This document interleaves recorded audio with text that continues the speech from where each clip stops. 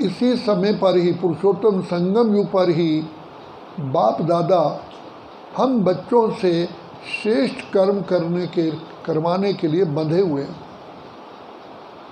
तो आते ही बाबा ने दिव्य बुद्धि का वरदान दिया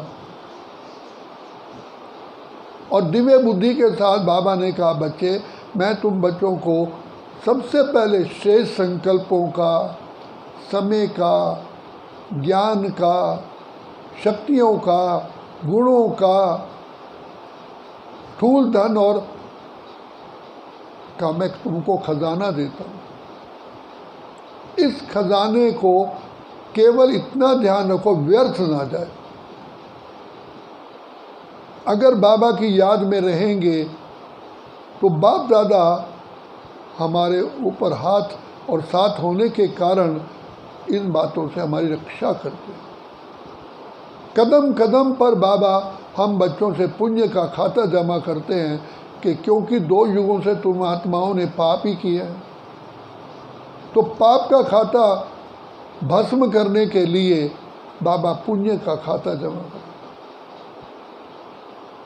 तो जो बच्चे बाबा की इस श्रीमत का पालन करते हैं, पवित्र बनते हैं, योगी बनते हैं, उनके पुण्य जमा करने के लिए बाबा बंधा हुआ है। शिक्षा भी देते हैं, रक्षा भी करते हैं और हम पर अटेंशन भी रखते हैं। लेकिन किस पर होता है?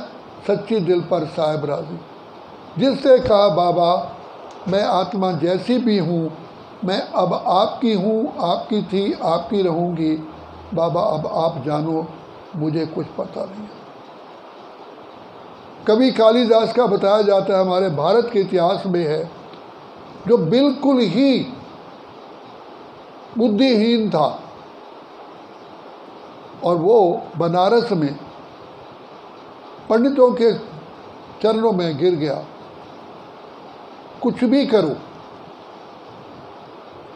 उन पंडितों ने, विद्वानों ने, आचार्यों ने अपनी दुआओं से, उसकी दिल की सच्चाई और प्रेम से उसको इतना ऊंच बनाया कि वो भारतवर्ष के शेक्सपियर कहलाए।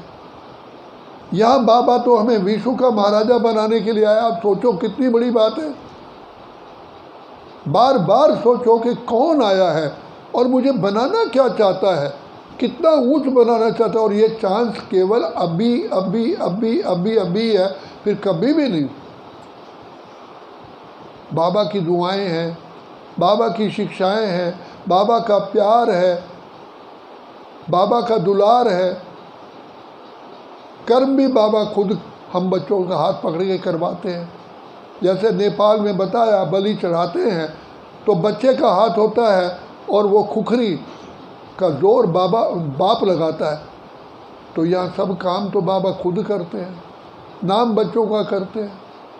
लेकिन इसके लिए केवल ईमानदार, वफादार, फरमानबरदार, आज्ञाकारी दिल का सच्चा सच्चा स्नेह चाहिए। इसलिए देखो हमारे भारतवर्ष में जब दूल्हा दुल्हन का स्वयंवर होता है तो दुल्हन उसके पीछे दुपट्टा बांध के चलती, कदम पे कदम। तो बाबा कहते हैं कि जो ब्रह्मा बाप के द्वारा मैंने कर्म किए, तुम्हें कुछ भी नहीं करना, सिर्फ कॉपी करनी। बाबा बार बार कहते हैं, बच्चे अपने परिवार का ख्याल रखते हुए श्रीमत अनुसार चलाओ। श्रीमत क्या कहती है तो बाकी बाबा जिम्मेदार है। तुम्हें तो कुछ करना ही नहीं है, तुम्हें सिर्फ नकल करनी है। और वैसे दुनिया में नकल करने के सज़ा मिलती है, लेकिन यहाँ नकल बाबा कहते तुम सिर्फ बाबा को नकल करो। बाबा मम्मा ने कर्म करके सिखलाए। आज भी बाबा ने कहा, कितना नशा रहता है कि मैं परमात्मा की संतान हूँ, मैं गॉडली चाइल्ड हूँ। यही सबसे बड़ा योग है। मैं ईश्वरीय संतान हूँ, मैं परमात्मा का लाडला, अति सिक्की लद्दा लाडला बच्चा मैं ही हूँ। वारे में वाह मेरा बाबा। हम क्या थे? पापों से भरपूर थे, बुझी जोत बुझी हुई थी, तो बाबा ने फिर भी हमें दुआओं का हाथ रखा, स्वीकार कर लिया। इसलिए अब अपनी जो अभिमान है ना, मैं उसको बाबा कहते तुम उसको त्यागो। अच्छा बाबा, जी बाबा, हाँ बाबा, पहले बाबा फिर और, फिर देखो सिद्ध पुरुष बन जाओगे। बाबा की श्रीमत क्या कहती है? हर चीज़ बाबा ने अमृत वेले से रात्रि तक हमको शिक्षा और दीक्षा दी है। रास्ता बहुत सहज है, लेकिन हम उसे कठिन बना देते हैं, क्योंकि बाप की याद भूली तो माना दिया बुझ गया। तो दिया बुझता तो फिर क्या होगा? ठोकरे खाएंगे। कितनी बड़ी बाबा ने आज बात कही है, तुम्हारी ब्राह्मण जीवन ही खुशी की जीवन है। खुशी की कितनी खुशी मिलनी चाहिए, हमारे तो पाँव धरती पर टिकने ही नहीं चाहिए। वारे में बाबा आपने इतना बड़ा कमाल कर दिया, मैं कैसे भी मूढ़मती था, पापी था, अजामेल पापी था, आपने मुझे स्वीकार कर लिया। आपकी नज़रों ने समझा प्यार के काबिल मुझे। किन शब्दों में मैं आपका धन्यवाद करूं? हे प्रभु, हे परमात्मा, हे पार ब्रह्म परमेश्वर, हे ईश्वर, हे सृष्टि के रचयिता, आपने मेरे ऊपर इतनी दुआएं रखी। मैं आत्मा कैसे भी थी, फिर भी आपने मेरे ऊपर सिर पर हाथ दुआओं का रखा। मैं कितनी खुशनसीब आत्मा हूँ। देवताएं भी इतने खुशनसीब नहीं है। देवताएं भी मनुष्य जन्म के लिए तरसते हैं, क्योंकि मनुष्य जन्म में ही ईश्वर से मिलन होता है, प्रभु मिलन होता है और भाग्य का सितारा चमकता है। देवता बनने के बाद तो ना भगवान रहेगा, ना वो चांस मिलेगा। ये चांस कहाँ ना मिलती है ज़िंदगी में, मोहब्बत कभी कभी।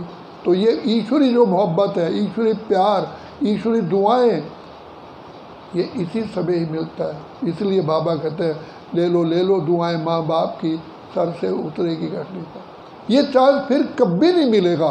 कितने जन्म ले लेना, कुछ भी कर लेना, लेकिन अब भी नहीं तो कभी भी। इसलिए नैनों में खुमारी हो, ईश्वरी प्रभु प्यार हो कि बाबा बाबा बाबा बाबा बाबा ही हर श्वास में निकलता है। बाबा आपने कमाल किया। इससे बड़ा उपकार क्या हो सकता है? ठिकरों को ठाकुर बनाए, मिट्टी को सोना बना दे, कोयले को हीरा बना दे। इससे इतना बड़ा उपकार कौन कर सकता है? तो बाबा कहते हैं अच्छा बच्चे, तुम जैसे भी हो, कैसे भी हो, मेरे हो। भिन्न भिन्न प्रकार से बाबा हम बच्चों को शिक्षा देते, दुआएं देते, शक्तियाँ देते, आशीर्वाद देते, प्यार देते और अपने नैनों से निहारते रहते। अच्छा मधुबन में ज़्यादा आ गए, फिर भी बाबा कहते अच्छा कोई बात नहीं, आ गए हो प्रभु को, लेकिन ये ऐसे रिपीट मत करना। इतने वंडरफुल बाबा ने हमारे सामने कर्तव्य करके दिखाए। मधुबन में पानी नहीं मिलता था। दादी प्रकाशमणि ने एक भाई को कहा भाई तुम कहीं से भी पानी लाओ, इतने भाई बहन आ रहे हैं। कहा जी दादी।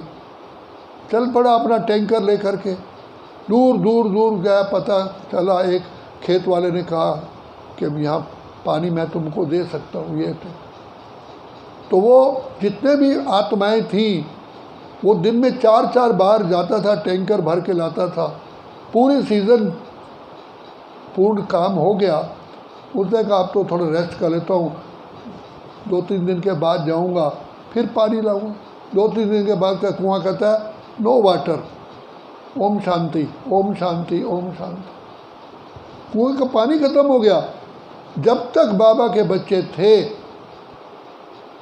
वो कुआं पानी देता रहा। किसके लिए? भगवान ने प्रकृति को भी अधीन कर दिया अपने बच्चों के कारण।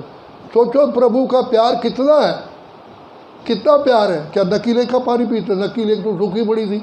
मैंने खुद देखा है नक्की लेक पर चलते हुए, मैं खुद चला हूँ, इतनी सूख गई थी। भगवान ने कैसे अपने बच्चों के लिए क्या किया। कहा कि दिन के आसमान के तारे भी उतार के ले आया। सब्जी लेने वाला मेरे कांटेक्ट में आया, उसको मैंने दवाई दी, वो मेरे से उसका प्यार हो गया था।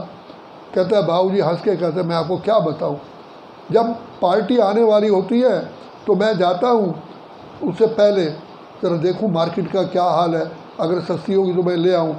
कहता है वहाँ कुछ नहीं। जैसे ही बाबा के बच्चे बाबा घर में आते हैं, पता नहीं सब्जियां कहाँ से आ जाती हैं, सारे खेत वाले लेके आ जाते हैं, सस्ती और बढ़िया।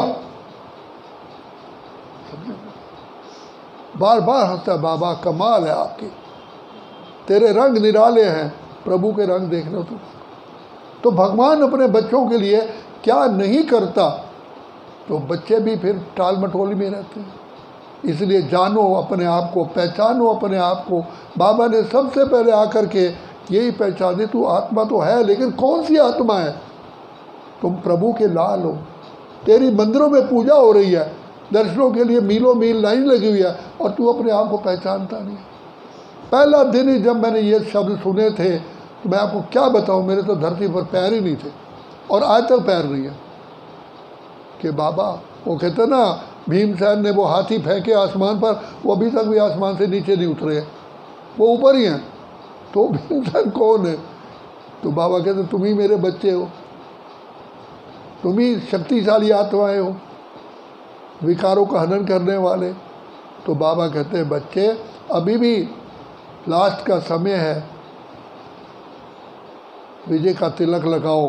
हे महावीर, हे धनंजय, हे तपस्वी, हे योगी राज, अपने आप को सोचो, और मुझे बाबा से पूरे वरदान भर लेने ही लेने। अच्छा, ओम शांति।